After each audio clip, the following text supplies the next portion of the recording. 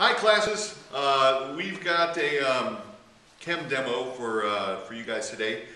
In the next week you guys are going to be working with a very dangerous chemical called potassium chlorate. This is KClO3. Yeah, that ends at 8, so yes.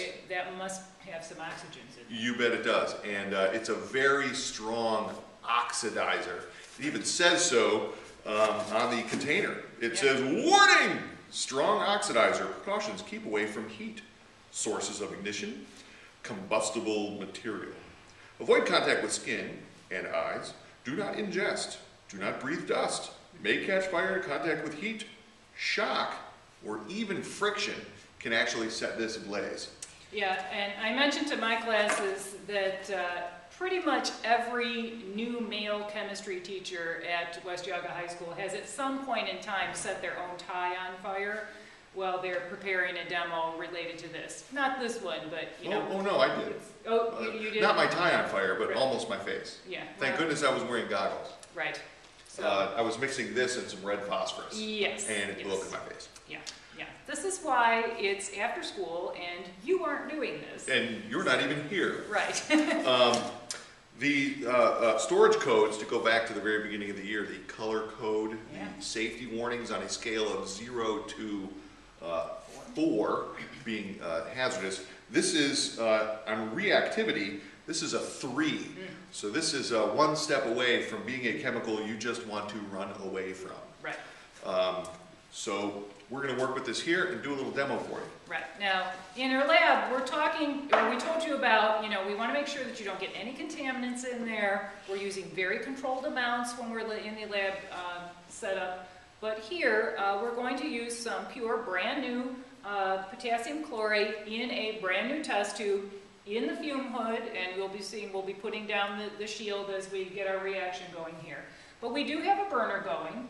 And what we're going to do is melt the potassium chlorate that's in there. That's a big burn. Oh, it's a big burn. Well, we're experienced. Okay. So, we don't get the little ones. We get to use the big burn. Gotcha. And a contaminant could be something like a gummy bear. Gummy bears are carbon-based. We're carbon-based. We are. So keep that in mind when you observe this demonstration. Like oils from your skin or something like that. So what we're going to do is sacrifice a little gummy bear here, and we're going to put in a yellow one because that's what I happen to grab, and we're going to see what effect that has on the potassium chlorate. Now I can tell you that, go ahead, as if we just dropped a gummy bear into this solid right now, there's nothing dramatic or exciting is going to happen. So we need to get this melted. The substance is unstable as it's heated and melted and starts to decompose. And we're going to see some evidence of that with our darling little gummy here. So we're going to start by melting that.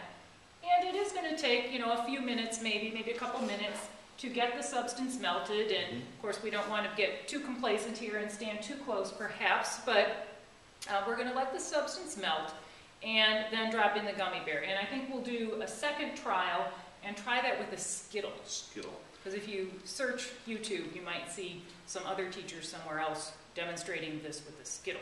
Now, while we're waiting for the potassium chlorate to melt, we're going to use, what color is that? Yellowy orange? Yeah, yellow. I think when it was fresh, it was yellow. No. Okay. It was yellow when it was fresh, but we've had these for a while. So. Yeah, they're now crunchy. Right. Yeah, not even sticky.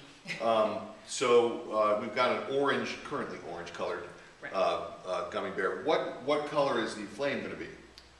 Well, the gummy bear is like this yellowish orange, wouldn't it be?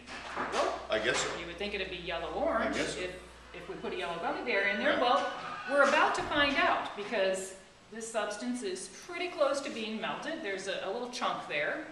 And as it goes, we will be moving the burner out of the way, dropping in the gummy. Just to kind of control the heating a little bit. Right. And that will give us time to pull the fume hood door down. Right. We want it to melt. We don't really want it to boil. Okay. Got one last little bit there. Okay. Are we ready? Are you going to man the door? I got the gummy. I will man the door. Okay. So we'll move this out of the way and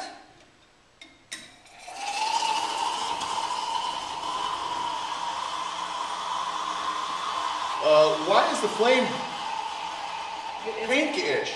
Yeah, it's kind of pinkish purple. But that gummy bear was clearly yellow. Yeah. And it's still going.